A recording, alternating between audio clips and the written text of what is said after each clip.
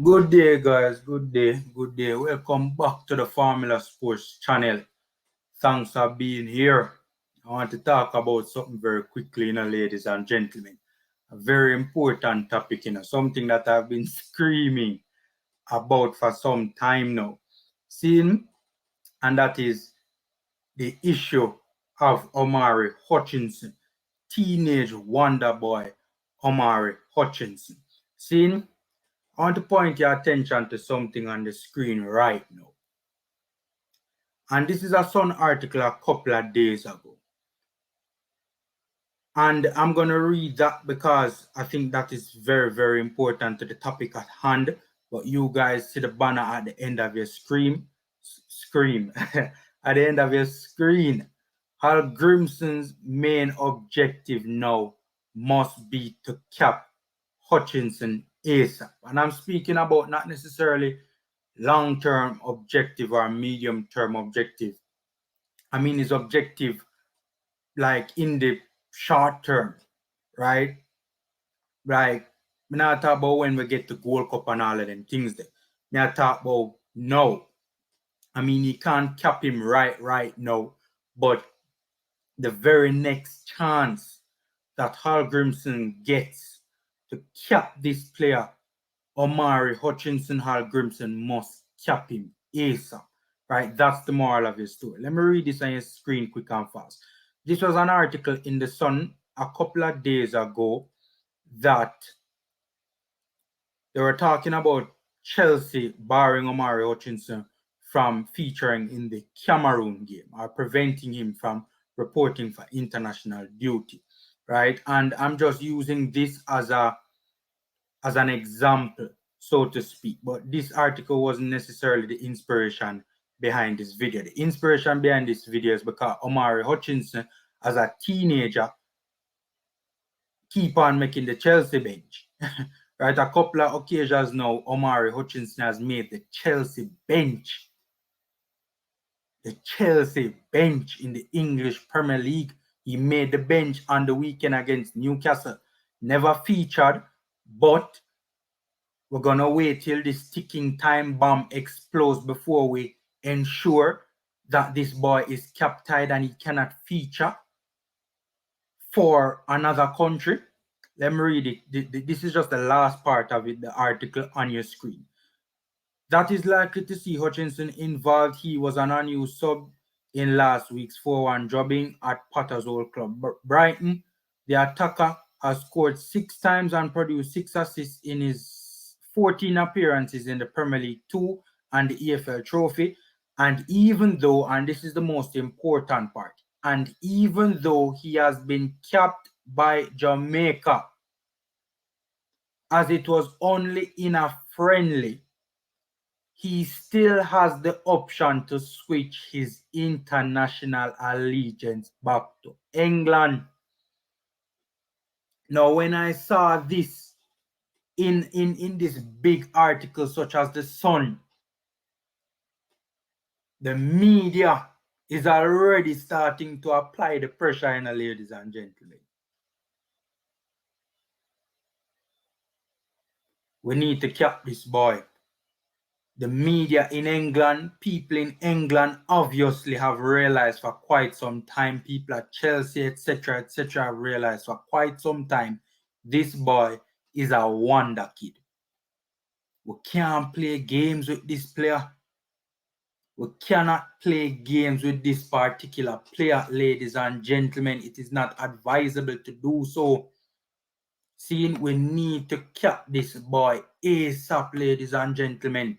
Right? We cannot allow this boy to get away like a Raheem Sterling got away and like a Calvin Phillips got away. Right? They got away. We cannot allow this boy to get away as well. Right? This boy has already played for Jamaica. You know how much it would hurt my soul and grieve my spirit if I say a wonder boy who fulfills his potential and becomes a world-class player representing another country when he has already played for Jamaica. For those of you who don't know, he represented Jamaica against Catalonia, right? One, he's a U21 player, so he needs 3 caps. to cap tie the boy, and you also need those 3 caps to come in FIFA recognized friendly fixtures, right? The Catalonia game is FIFA. No, lie. Is it FIFA recognized or is it international official competition? I keep on forgetting. But anyways, the boy is still eligible to play for other countries. That's the moral of the story, right? He's a U21 player, so he needs 3 caps. And also, but the Catalonia friendly was an unofficial friendly. I need to check the rules again. It keep on slipping me. If friendlies in FIFA windows count or it's just international competition, right? But I definitely know the boy needs 3 caps in either friendlies or international competition, one of them. But the moral of the story is that he's still eligible to play for other countries, and we need to cap this boy. This boy is making the Chelsea bench. He's a former youth player for England, has represented England in the youth ranks. And as I said, he's a ticking time bomb waiting to explode. We're going to wait until this boy starts featuring heavily for Chelsea before we try and make a move. That time he has really fully hit the England made radar in a major way. Right? We can't take any chances with this boy. This boy has already signed up to play for Jamaica, and I don't want to hear people telling me foolishness about, oh, the boy's heart is with Jamaica, this, that, and whatever, and his father is a, me no want, and his father is like what, a die-hearted Jamaican and all that thing. Me no want to hear them the foolishness. See, when England comes and dangles the carrots in front of this boy's face, right? Show him a ton load of ways how representing the England national team will benefit not only his career, but his coffers, his pockets. Right? The millions of dollars, tens of millions of dollars in additional sponsorship he will get if he represents the England national team and if he's an England national representative. Right? You never know the impact that can make, especially if they're of the opinion that Jamaica play games and, you get to that stage where England start apply the pressure and one they can be more persuasive. They have the ability and the capacity to be far more persuasive than us. And, the JFF lackadaisical and lackluster already. And we cannot count on them to pull out all the stops in case it gets to that time period where there is warfare between 2 countries over this particular player. Not warfare, but both countries, start to really in a tug and war or a tug of war. Anyways, for this particular player, we cannot wait until it gets to that stage where England is fully after this boy. Already big media houses talking about him switching back allegiance to England. We need to tie this boy. Especially this boy can play as a midfielder as well. Right? He can play as a midfielder, as a winger. Right? We need all the midfielders we can get. The midfield is not even arguably, it is the weakest department of our national senior team. Right? I think it was a huge mistake for the Nations League games to have passed and this boy didn't get the 3 caps.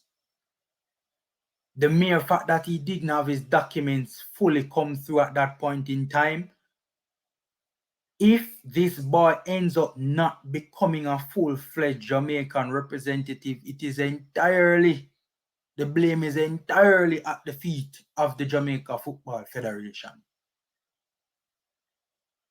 Right? This boy should have gotten his documents for the last Nations League. It should have been top priority. If it was other countries and this boy was eligible for them, I am sure they would have ensured that he was capped in the Nations League earlier this year. The 3 games gone, Omari Hutchinson never featured because he couldn't get called up for the official FIFA competition because he did not have his documents. What a disgrace. They had enough time. They had enough time. The JFF needs to be more efficient when it comes to sorting out player documents, man. I mean, to be fair to them, they handled Omari Hutchinson's documents relatively quickly. And when I say relatively quickly, I mean in comparison to what they have done previously with other players. But still, it wasn't quick enough. That window, when was it? In March or May? No, May. One of them. I don't remember when the window exactly took place with the Nations League games. But that window should never have passed. And Omari Hutchinson was not kept tied, man. What if this boy breaks into the Chelsea starting 11 come, next year or later on this year after the World Cup, and starts getting regular minutes and even breaks into the starting lineup and like a Garnacho at a Manchester United and starts to have a major impact, right? With Wonder Boys and young kids, you never know, right? Today, there could be a relative unknown, and then in a matter of weeks, they're the most talked about footballers, are one of the most talked about footballers in the world. Right? The next window is when? In March? What happens if he breaks out in Chelsea's first team at that point in terms of starts featuring in a major way? This is a young player who made Arsenal's bench match day squads on a number of occasions, right? When they were in 4th place, right? In a battle to hold on to that Champions League spot. Arteta trusted him enough as a then 18-year-old to make the match day squad to be eligible for selection on game day. And now Graham Potter at Chelsea is doing the same thing. These are top-class managers who clearly see this boy has the potential to right now make an impact for 2 of the biggest clubs in the world. What if him break out in the chair and start making a huge impact after the World Cup? It's entirely possible. It may not happen, but it's entirely possible. You don't take those kind of chances with Wonder Boys, man. Right? It's going to be, what? Over 2 months, many games being played. A lot of time for England to convince this boy to make a run out for them in the next FIFA window if he breaks out in the Chelsea team after the World Cup. We need to cap this boy, man. I'm very uncomfortable with where things are right now. I'll be a lot more comfortable if this boy is eligible to play for no other country except Jamaica. Knock up the like button, subscribe, and share. Free and easy ways to support the channel. Take care, stay safe, and until next time.